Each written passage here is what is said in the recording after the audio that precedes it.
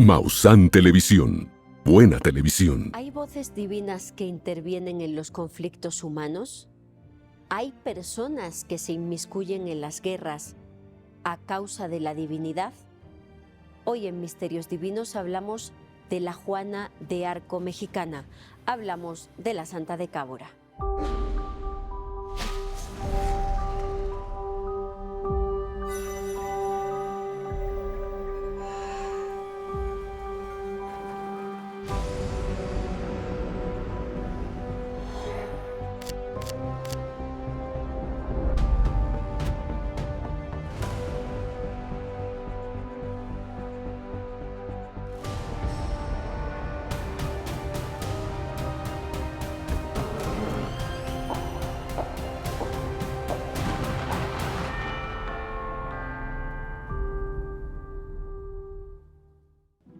Hoy día prácticamente nadie recuerda su nombre, solo algunos investigadores especializados en la Revolución Mexicana. Sin embargo, en su momento llegó a ser apodada como la Juana de Arco de México. Estoy hablando de Teresa Urrea, una niña de 18 años que se enfrentó a toda la dictadura porfirista. Ella nació en 1873 en Sinaloa, hija de una indígena, Cayetana Chávez, y de Tomás Urrea, un importante hacendado.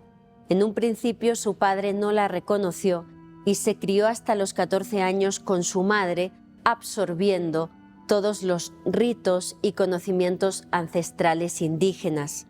A los 14 años Teresa Urrea se queda huérfana y busca a su padre biológico, quien la acepta y se va a vivir con él a la zona de Cábora, en Sonora, donde estaba la hacienda de su padre. Cuando llevaba 2 años con su progenitor, sufre un episodio que le cambia por completo su vida. Teresa tiene un episodio de catalepsia. Durante 14 días sufre esta enfermedad que la hace estar con su cuerpo completamente inmóvil, rígido, sin posibilidad de moverlo y con sus signos vitales muy bajos, hasta el punto de que a los 14 días consideran que Teresa ha fallecido. Su padre organiza un funeral con todos los honores y en mitad del velorio la joven despierta. Se consideró una resurrección, sobre todo teniendo en cuenta que a partir de ese despertar de Teresa comienzan otros fenómenos, por ejemplo, que entraba en estado de éxtasis, que su voz cambiaba y decía palabras que no reconocía, o que había personas que afirmaban que era capaces de sanar en presencia de esta niña. Hasta Cábora empezaron a llegar cientos de personas que consideraban que Teresa les podía sanar, que empezaron a apodar a Teresa Urrea como la Santa de Cábora. En concreto, llegaban hasta ella indígenas yaquis y mayos que pensaban que Teresa había despertado por un motivo: liberar a los indígenas del yugo de la dictadura, que ella iba a ser la que sacara al pueblo mexicano de ese régimen, hasta el punto que en enfrentamientos en lugares como Tomochi, en Chihuahua, los indígenas luchaban en esos inicios de la Revolución Mexicana contra las tropas porfiristas al grito de «Viva la Revolución, viva la Santa de Cábora y viva Dios». Todo porque un día visitaron a Teresa Urrea, uno de ellos se sanó en su presencia y colocaron una imagen de la Santa de Cábora en la iglesia de Tomochi, a pesar de la oposición del sacerdote. El nombre de Teresa Urrea aparecía en Tomochi en el contexto de esas luchas y también en otras poblaciones como Navojoa, en Sonora, donde igualmente los indígenas luchaban gritando «Viva la libertad y viva la Santa de Cábora». Todo esto hizo que Teresa tuviera que huir a los Estados Unidos en compañía de su padre, donde incluso los periódicos de la zona sur de Estados Unidos hablaban de la Santa de Cábora y de cómo ésta recibía donativos para ayudar en esa incipiente revolución. Incluso se relacionó el nombre de Teresa Urrea, la Santa de Cábora, con un ataque a la aduana de Nogales. Por todo esto, Teresa nunca pudo volver a México. Falleció con 33 años en Arizona y aunque hoy día nadie recuerde su nombre, fue clave la Santa de Cábora para que se produjera la Revolución Mexicana. Tenemos en Misterios Divinos a Francesca García, canalizadora, experta en sanación. Bienvenida a Misterios Divinos, Francesca. Ay, es un gusto para mí estar contigo otra vez.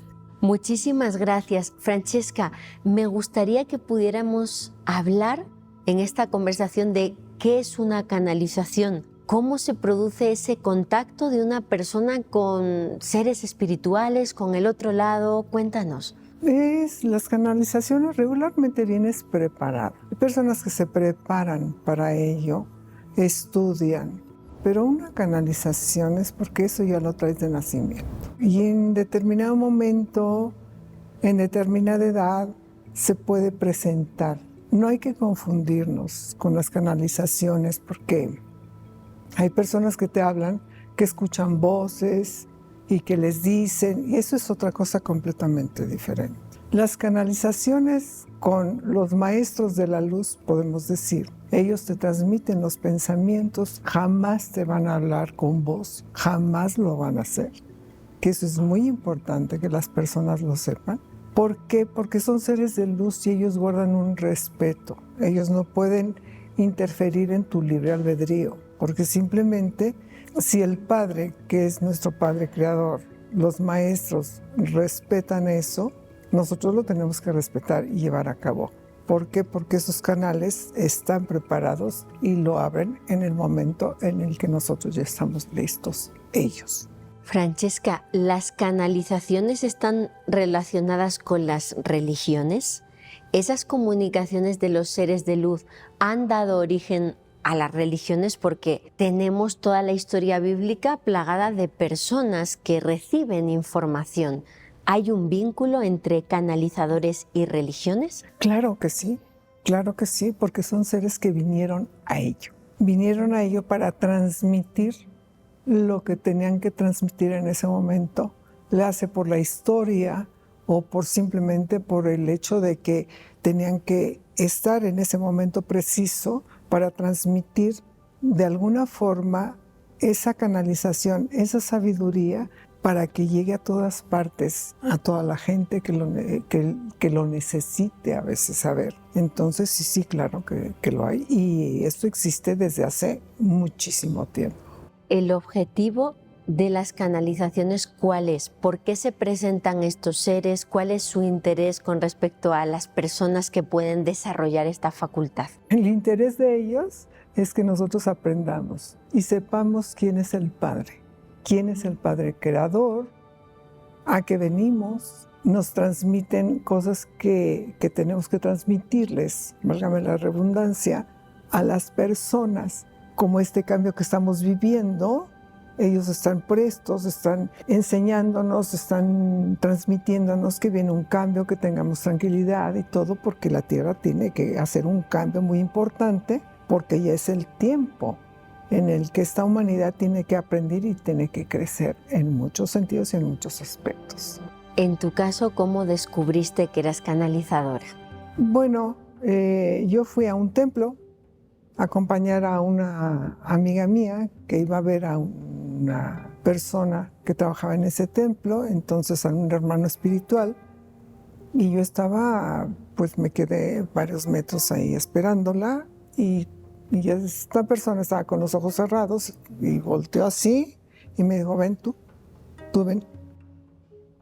Y entonces yo le hacía a mi amiga, ¿qué le digo? Me dice, tú salúdalo, en el nombre de mi Padre yo te saludo. Y fue lo que hice y me dice, tú vas a tener un sueño y cuando tengas ese sueño vienes y me ves. Y efectivamente, después de varios días, tuve un sueño donde yo vi a Jesús en la cruz y yo estaba parada enfrente de él, bajo la cruz, y lo veía yo y él me estaba viendo con sus ojos hermosos color miel, y yo me desperté llorando y era algo recurrente. Yo no podía ver las películas donde lo crucificaron y todo, porque era un llorar y llorar y llorar. Y le dije a mi amiga, ¿sabes qué? Llévame que me digan qué es lo que pasa, ¿no? Cuando me llevó, se rió y me dijo, ¿qué pasó? Pues que tuve un sueño y esto pasó. Y me dijo, pues lo que pasa es que tú tienes una misión y ya era tiempo de que se te llamara. Y le digo, ¿y qué tengo que hacer? Me dice, no tienes que hacer nada más que prepararte y nosotros te vamos a preparar. Entonces me ponían muchas horas a meditar, me prepararon y de repente empecé a no escuchar ninguna voz, pensamientos. Y me decía, ¿me escuchas? Sí, soy yo, tu guía, y te voy a enseñar. Y desde entonces, pues empezamos a sanar, empezamos a hacer muchas cosas. Desde hace ya voy a hacer 41 años en ello. Muchísimas gracias de corazón por tus palabras y por tu tiempo, Francesca, y todo lo que haces con tu don. Gracias. Gracias. Continuamos en Misterios Divinos.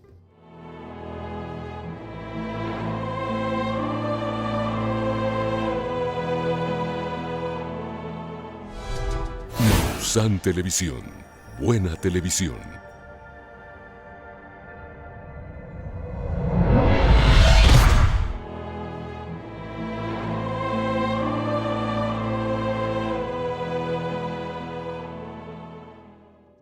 Estamos de regreso en Misterios Divinos, tiempo de análisis con nuestro experto Luis Sánchez. Luis, la religiosidad popular, diferente a la ortodoxia de la Iglesia Católica, está muy en boga en México. Así es, la religiosidad popular es una expresión más libre, ¿sí? Menos rígida por parte de la gente sencilla, que busca precisamente siempre una luz, algo que las oriente en su vida. Y encontramos entonces que como que ellos mismos pueden beatificar o canonizar a algunas personas, ¿no? Para declararlas santas. Es el caso del niño Fidencio en el norte de México. Exacto. Entonces el niño Fidencio, que era un muchacho que después fue creciendo, fue madurando, que tenía problemas mentales, pero independientemente de eso, la gente afirmaba que él podía curar, hacía sanaciones, ¿no? Y luego invitaba a la gente que también se mojara ahí en un charco que había cerca de su casa. Él se columpiaba algunas horas precisamente, ¿no? Como para mantener esa comunicación con lo sagrado, con lo divino. Y luego también tenemos una creencia popular de otro tipo de cultos, por ejemplo, a la Santa Muerte, que se fue generando desde mediados de los 90s y finalmente ha ido arraigando en muchos grupos pequeños.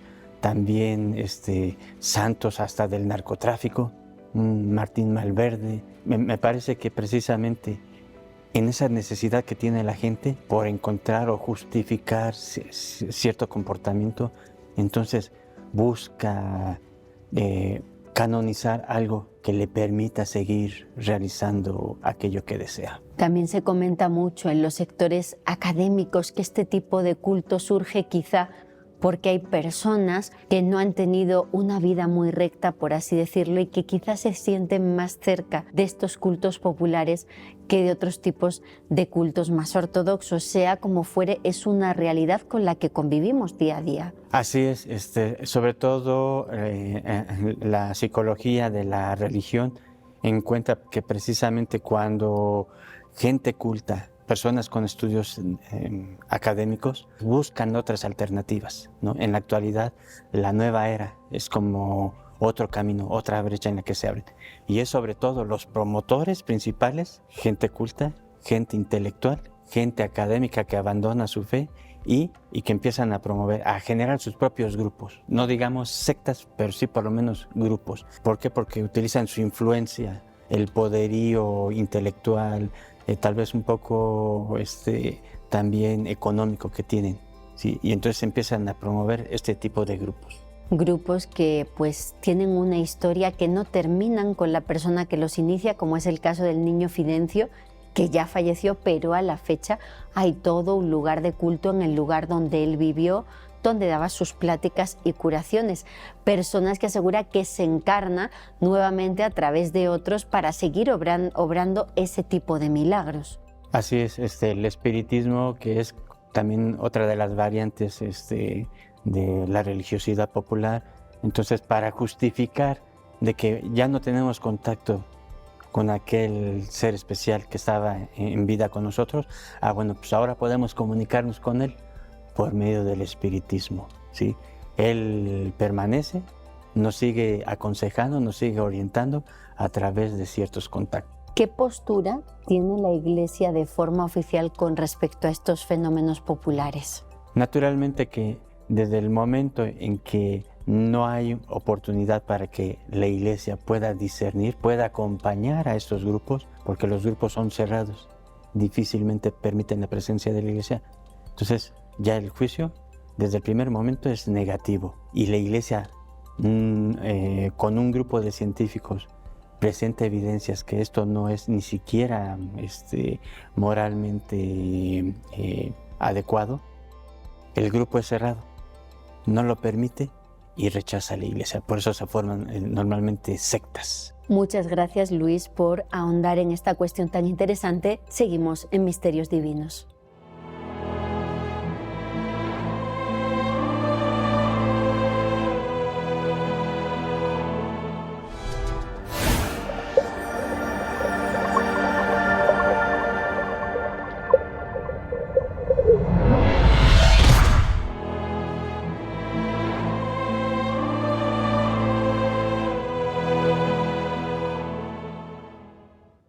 En el siglo XV vivió en Francia una joven llamada Juana.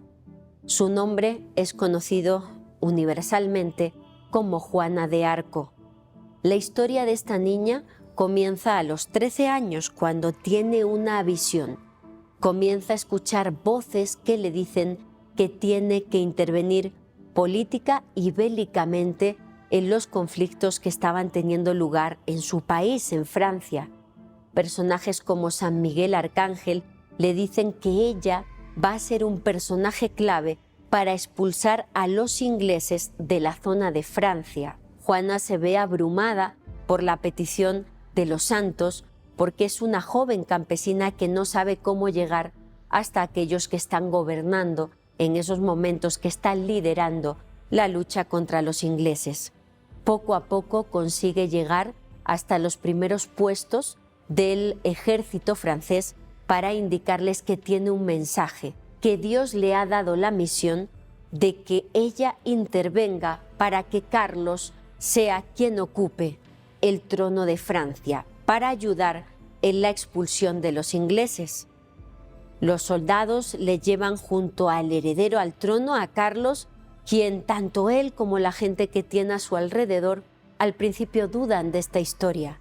No saben si realmente la niña es una enviada de Dios o es una enviada del demonio.